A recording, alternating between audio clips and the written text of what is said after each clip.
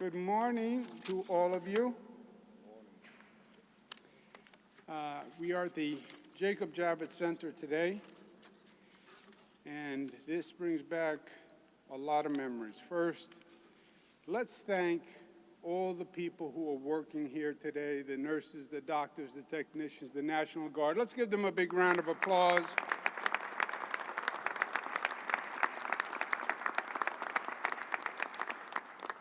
I'm pleased to be joined by Dr. Howard Zucker, our Health Commissioner for the state of New York.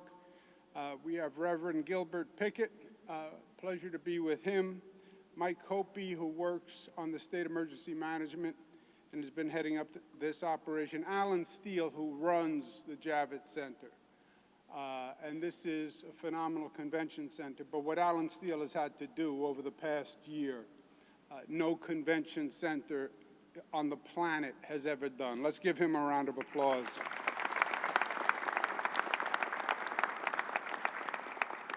And I want to thank the members of the clergy who are here, who are making a very powerful statement today. And let me acknowledge them myself out of respect. Reverend Cockfield, Bishop Calvin Rice, Reverend Johnny Green, Reverend Anthony Lowe, Reverend Renee Washington, Pastor Sean Gardner, Reverend Carl Warp, Minister Stanley Smith, Bishop Findlater, Pastor Duckett, Reverend Aker, Reverend Bolden, Minister Knight, Karina Aker, Reverend Bird, Reverend Newton Rush, Reverend Williams, Reverend Carson, Reverend Trollinger, Pastor James Osai Kofi, Reverend Merriweather, Reverend Dr. Carl Washington, Jr. Let's give them a round of applause.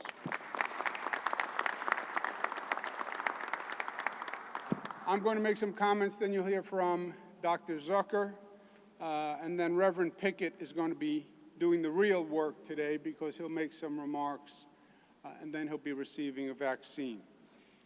Coming to Javits, I was just chatting with Dr. Zucker inside. In many ways, it's emotional being back here. Javits Center, in many ways, represents the beginning and the end. The beginning of COVID. Javits was turned into an emergency hospital when we believed the hospitals were going to be overwhelmed. 2,500 emergency beds were set up at Javits. It had never been done before. The entire floor was a sea of basically Army cots and partitions. 2,500, as far as you could see.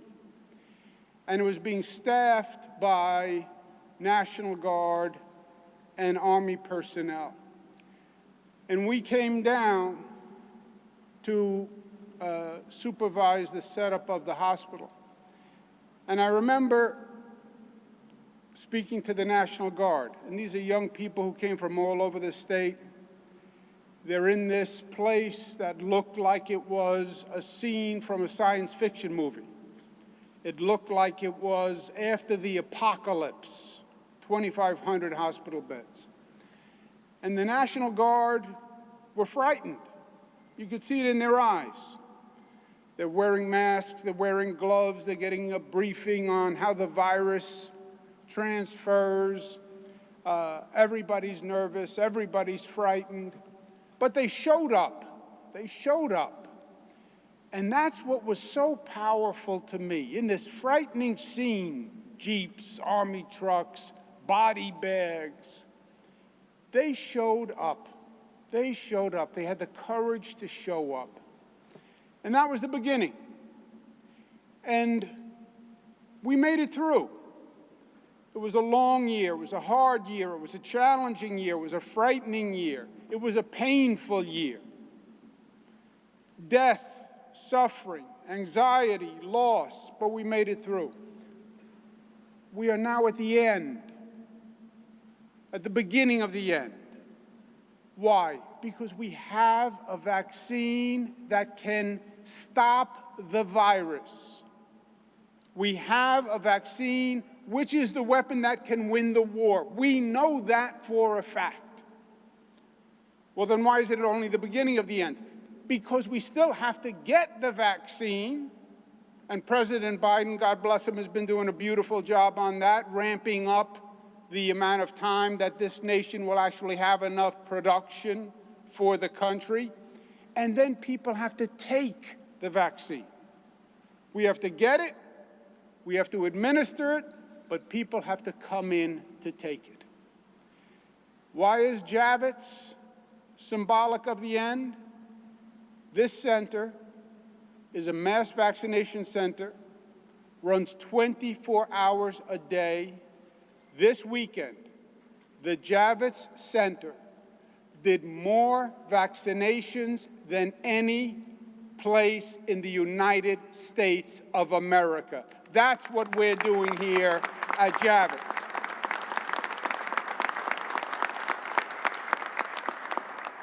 We're also doing vaccines at 48 houses of worship across the state. We're also announcing today another 10 new vaccination sites as the production from the federal government is increasing. So as we're getting more, we are ready to distribute more. But it has to be done fairly. It has to be done fairly. And we learned this lesson the hard way over the past year. COVID discriminated. 2 times as many blacks died as whites. 2 times as many blacks died as whites. Think about that. Black population had a higher infection rate. Black population had fewer COVID tests available. Black population had more comorbidities, more existing underlying conditions, because there's a disparate healthcare system in this nation, and there are healthcare deserts, and there are communities that are left behind, and those people did not have the same level of healthcare, and they fell prey to COVID at a higher rate. That is the God's honest truth before all these pastors and clergy members today. So when it comes to the vaccine, let's correct that injustice that COVID has brought to this nation and this world. When we do this vaccine, let's make sure it's available to everyone, and let's make sure everyone is coming forward to take it. Now, it is not currently being distributed or accepted fairly. New York City, 53% of the population is white. 57% of the people who have been vaccinated are white.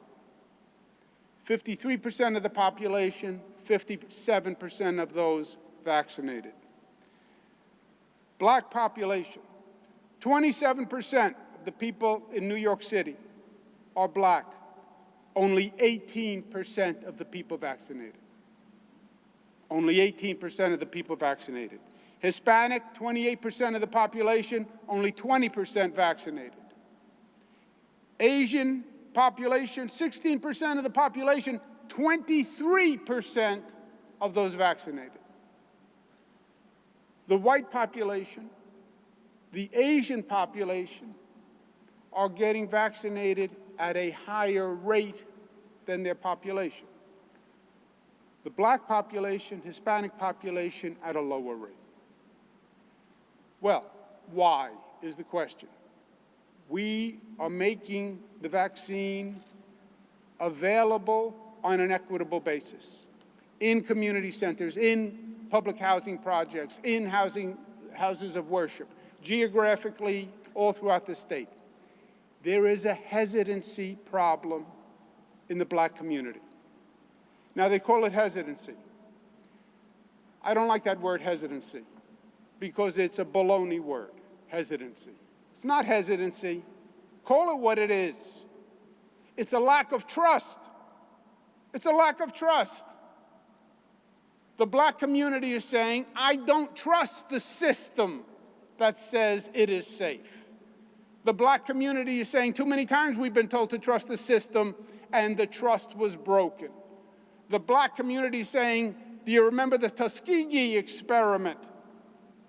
And now you're asking me to take the vaccine. The black community is saying, well, the Trump administration said it's safe. But I don't believe the Trump administration when they said it was safe. By the way, I am saying I didn't accept the Trump administration when they said it was safe. But here are the facts. We didn't accept the federal approval. We then brought together the best healthcare minds in the state of New York. They all reviewed the vaccine. They all said it was safe. Number one. Number two, I have no agenda besides representing the people of the state of New York. That's what I do. I don't represent or work for the politicians in Albany. I work for the people of the state. I am telling you, I have gone through the research. 5 million people have taken this vaccine. It is safe. I'm telling you, my mother, I recommended the vaccine to. I'm telling you, I am recommending my daughters, when they're available, to take the vaccine. I'm telling you that the leading black medical professionals in this country say take the vaccine. And the pastors who are here today, who have no other possible agenda, no other possible reason to mislead the black population, say take the vaccine. Clergy, pastors who are here today, they only work for one person. They only have one boss. Their boss would not take kindly to them misleading their congregation. When they say it is safe to take the vaccine, it is safe to take the vaccine. We now have Johnson & Johnson. One dose, much faster, much easier, and it's going to ramp up production. We'll make it available. We're doing it in this site faster and better than any place in the nation. But we need people to come forward. And we need the black population to come forward. And we need the Hispanic community to come forward. They have to go first. We can't put the needle in your arm if you don't bring your arm forward. And that's what we're asking you to do today.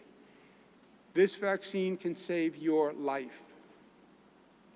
This vaccine can save your mother's life, your grandmother's life, your sister's life, your brother's life.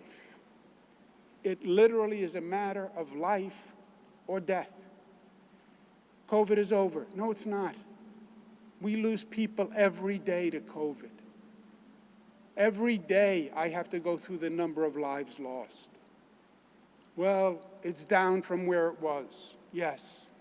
But you're still talking about hundreds of families affected every day, every day, every day. Save lives. Do what you can to save lives. Take the vaccine. Thank you for being with me today. Please welcome Dr. Howard Zucker.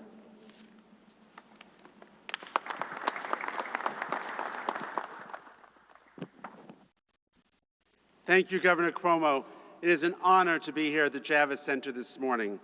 After a long year, we now have 3 vaccines that will finally help us end this crisis. It's never been so important that we all do our part to get vaccinated. The sooner we can get vaccines into as many people as possible, the better off we will all be. Herd immunity will finally put COVID on the defense and allow us to move forward. Whether it's Johnson & Johnson, Pfizer, or Moderna, each is safe and effective. New York State and the federal government have each done rigorous reviews to guarantee that indeed is the case. I'm especially relieved we now have Johnson & Johnson vaccine, which has been given out here at Javits Center overnight. It's only one shot. It doesn't require the ultra-cold storage that limits where it can be distributed. These factors will allow us to get as many doses of this effective vaccine into arms as soon as possible. The governor has been right when he has said that the vaccine is what will end this crisis. Combined with our continued vigilance to wear a mask and other behavioral measures, the vaccine is driving down New York's positivity rate.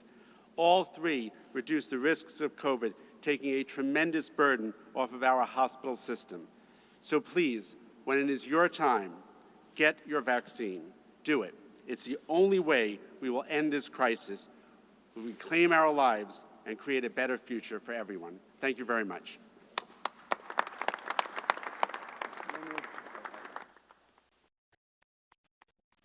Reverend Pickett.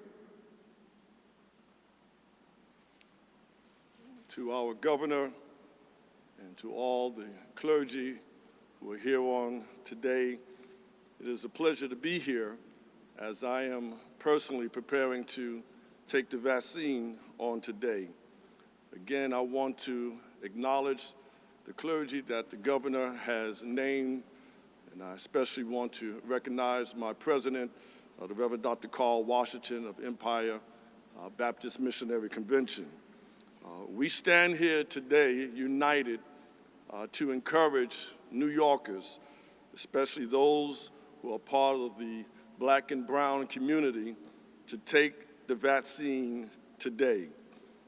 Some of my colleagues have already taken the vaccine, and we are a living testament to the fact that it works and it is safe.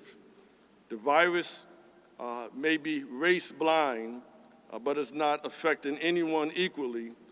It's hurting Black and brown communities disproportionately. So I want to thank the governor because he saw the need to get the vaccine to our communities.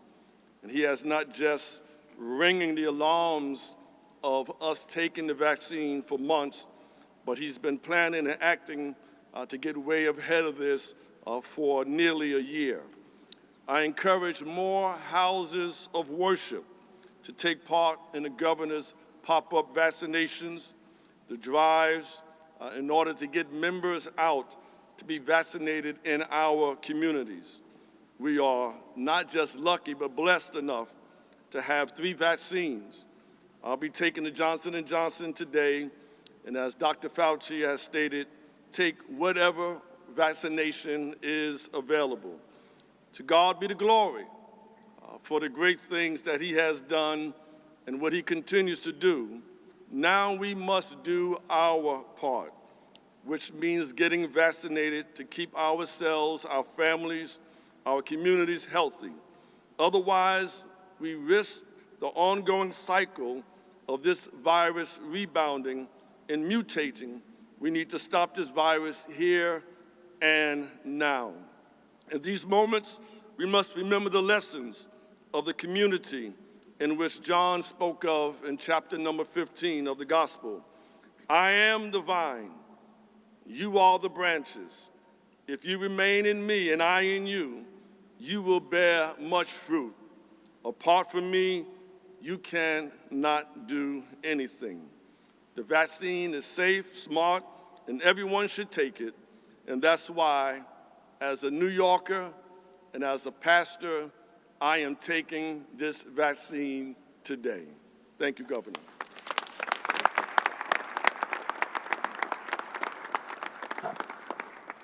Reverend Pickett makes a powerful case. He's a beautiful orator. But today, the old expression, he's going to put his money where his mouth is. We're going to adapt it a little bit. He's going to put a needle in his arm to show that he truly believes in this message. I volunteered to do the vaccine for the Reverend. He deferred and said he wanted someone with a little bit more experience. I don't take it personally. So we have, praise the Lord. Good decision on the Reverend's part. So Reverend, if you have a seat, and we'll watch you as you have your vaccine administered. Thank you all very much for being here today.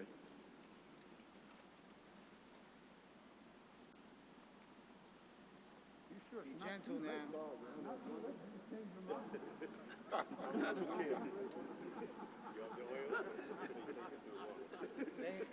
hands on the sick.